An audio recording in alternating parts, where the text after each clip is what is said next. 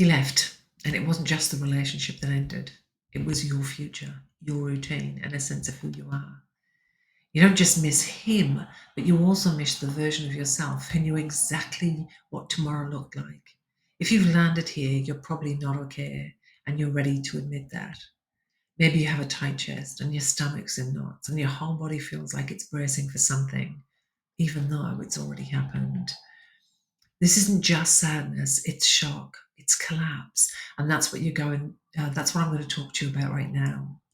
What's actually happening in your body, why your brain keeps looping, why you're waking up at 3 a.m. like you've been hit by a truck, and how, even in this moment, you can begin to steady yourself, even if it's just a little bit.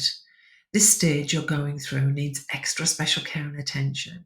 So there's no need to rush here. You can come back to this video as often as you need to do it.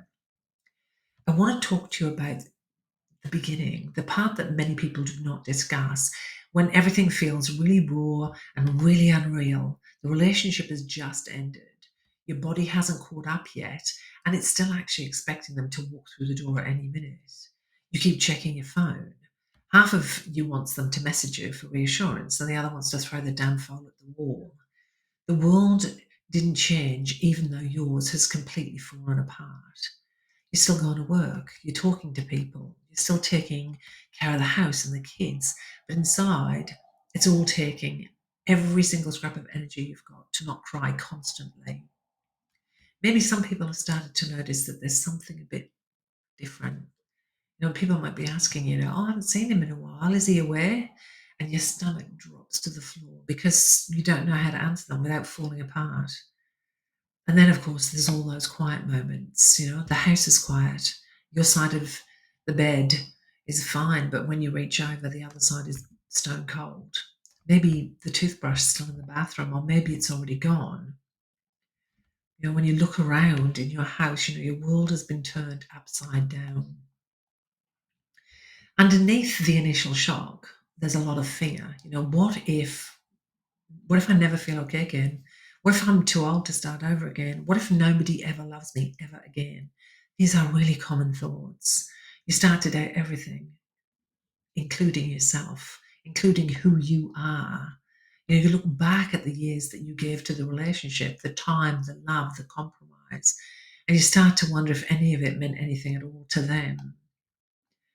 You start replaying all the conversations, you question your memory. You start wondering, were you blind? Were you stupid? How long has he felt the way he felt? Was he just pretending towards the end? And of course, all of that's going to mess with your sense of reality because the relationship wasn't what you thought it was. It wasn't right. Something's gone wrong, horribly wrong. What you believed is now completely different. And so there's another layer that comes in, another layer of grief. And this layer is all about just, being fully disoriented, trying to place yourself in a completely new world without any anchor to it. If you've got kids, there's that extra layer as well, The kids are watching, they're listening, even if they say nothing, even if you're not talking about it with them. The silence can be really heavy, crying in the bathroom, hoping that they don't hear you.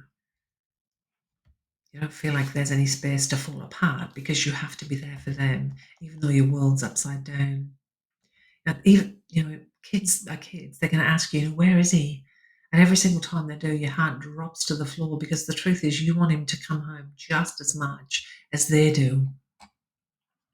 So it's no surprise at all that you can't eat, you can't sleep, you keep forgetting things.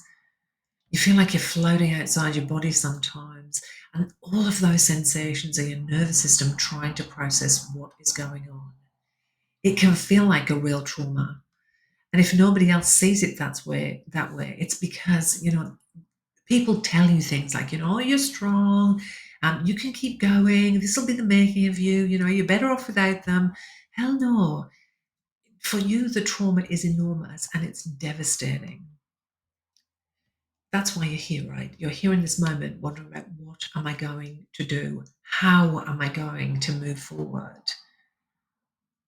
You've been holding it all in, you've been holding it together, but you have to look at the future. You've got to look about what next.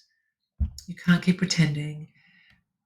You know, I know you would love someone to come and fix this because women tell me that all the time, and I'm really sorry, lovely. I can't do that for you. I can't fix this. What I can do is I can do what I've done for thousands of other women around the world who are just like you. You know, they've landed in a situation where a long term relationship has ended. I'm not going to change the subject. I'm not going to sugarcoat it. I'm not going to pretend it's going to be easy because it's not. But I want to remind you that I'm here and I can help you. And this series is going to step you through the whole process. You don't have to get to the end quickly, even though everything inside you wants you to do that. You're going to have to do this one step at a time, one tiny, slow step at a time. And sometimes it will feel one step forward, two back. That's normal. I'm here to help you as you navigate through this experience, okay? So stay here. You don't have to rush. You don't have to be okay just yet. You just have to keep showing up. In the next video, we're going to talk about what's just happened. Because when you can name what's happening, you can start to reclaim yourself from it.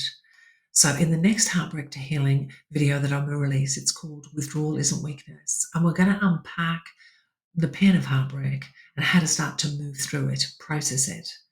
You can either click the thumbnail on that video or allow YouTube to autoplay it for you next. I'll see you in the next one. Take care.